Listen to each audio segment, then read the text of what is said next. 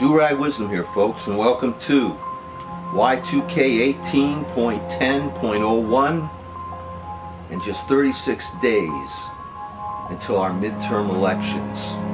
First of all, I want to thank everyone who stuck with me these past 2+ years. Today I wanted to harken back to the early days when I didn't use a script. I mean, using a script helps me and helps you.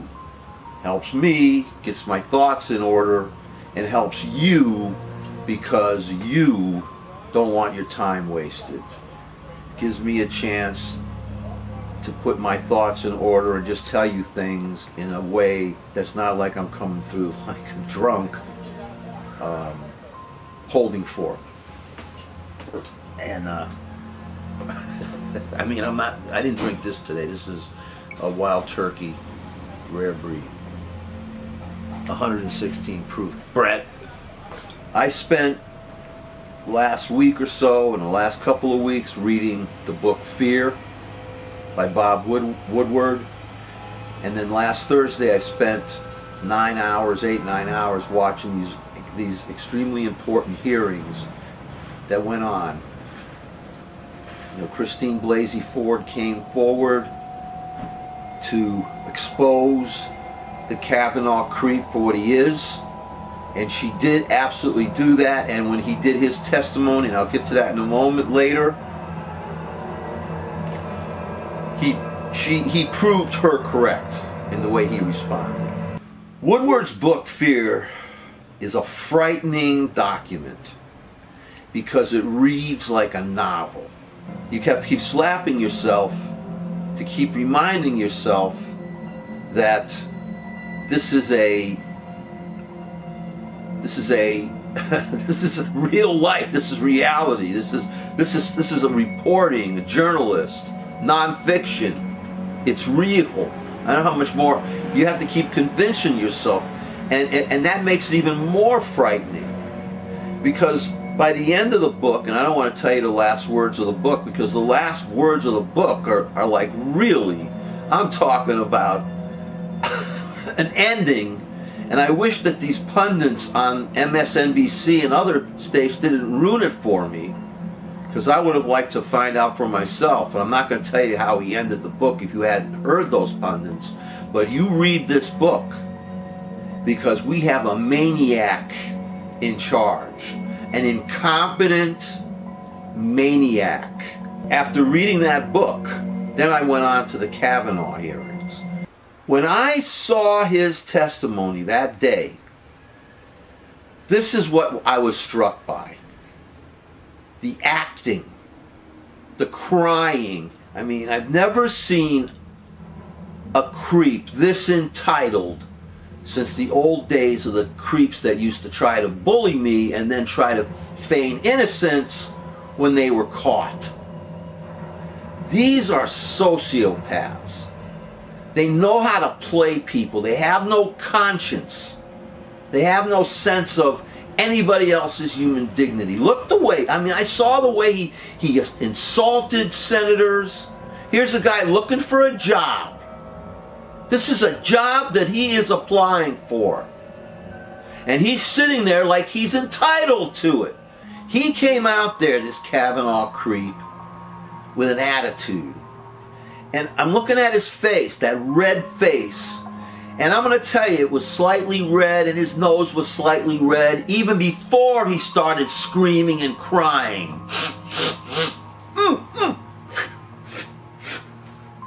The other thing I learned about this testimony about Kavanaugh was he has a temper.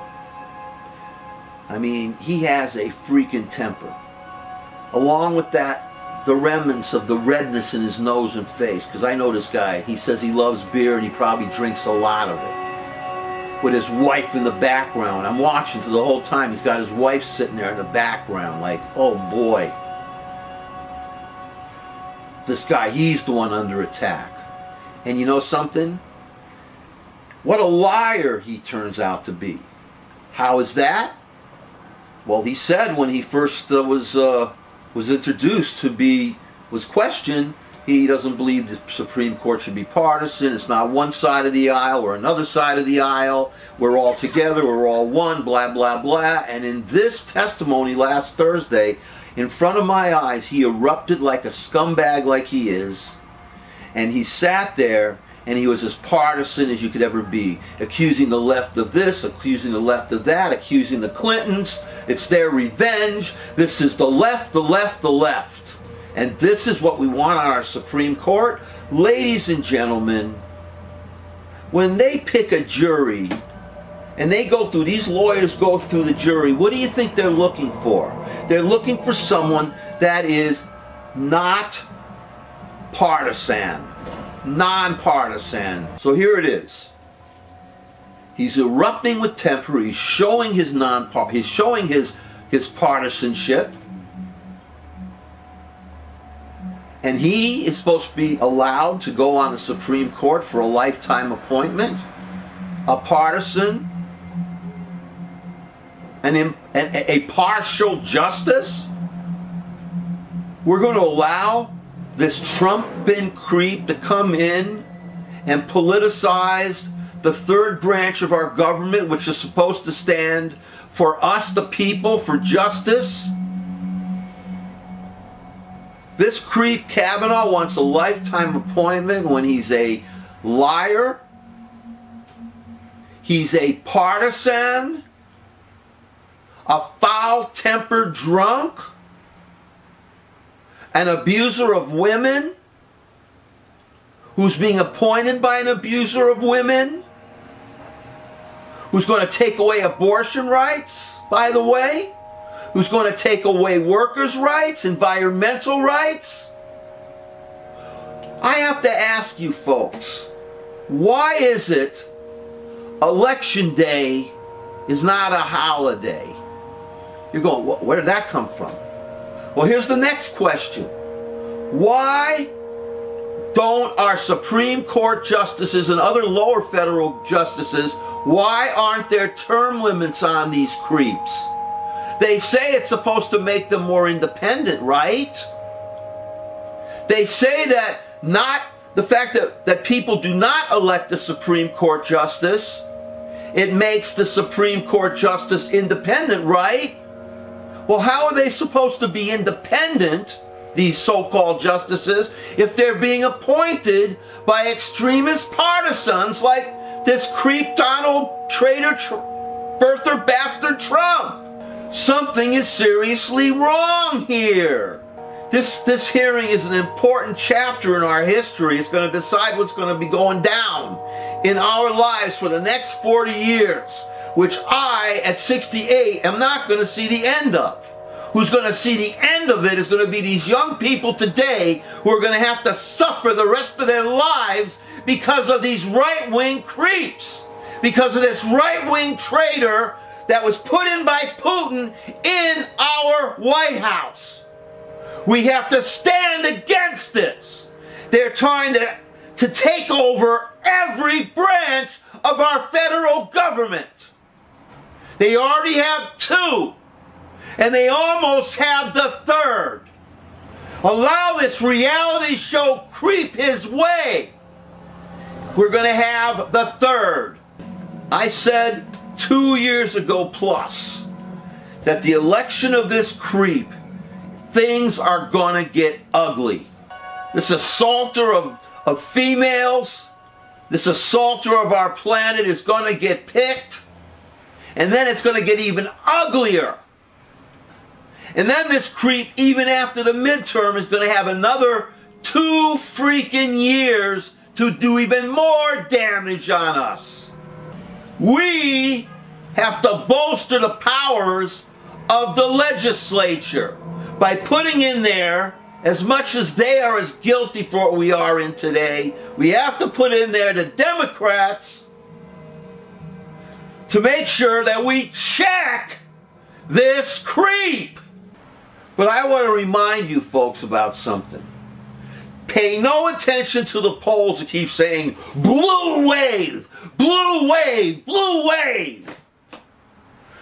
There could be a diarrhea wave of Republican Trumpist shit. Keep that in mind, ladies and gentlemen. Pay no attention to the percentages. 40% of the people support Trump. Product placement. So just keep this in mind instead of that 40% shit or 45%. 40%, 35% represents between 55 and 62 million people, registered voters in our country who support Trump. 55 to 65 million.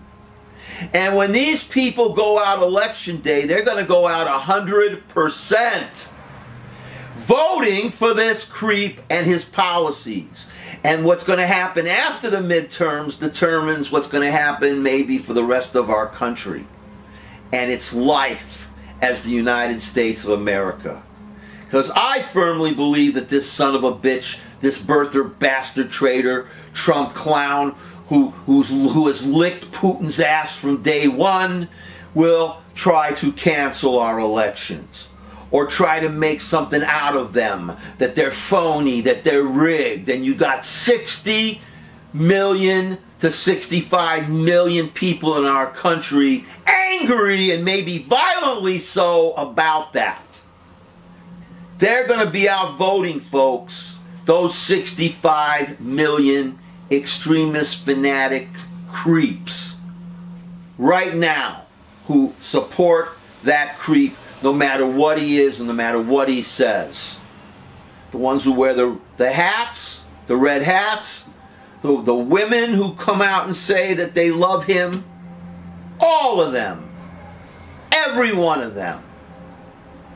And if we don't get out together as a whole against this creep and vote 100% for the Democratic creeps on the left side, the more liberal side, which is fine with me too, because I am very liberal, but those Democrats aren't as liberal as I want them to be.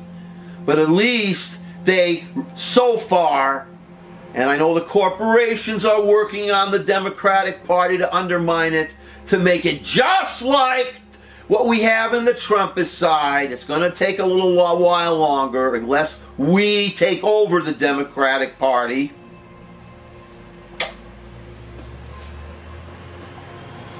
We have to get out there and vote our tuchuses off. Take people, take 10 people. Get out there and vote, vote, vote. Because as damaged as we're going to be at the end of this Trump era, as ugly as it's going to get after they get Kavanaugh in there, if we get the Democrats in control of something in that effed up government that we have now, maybe we have a chance.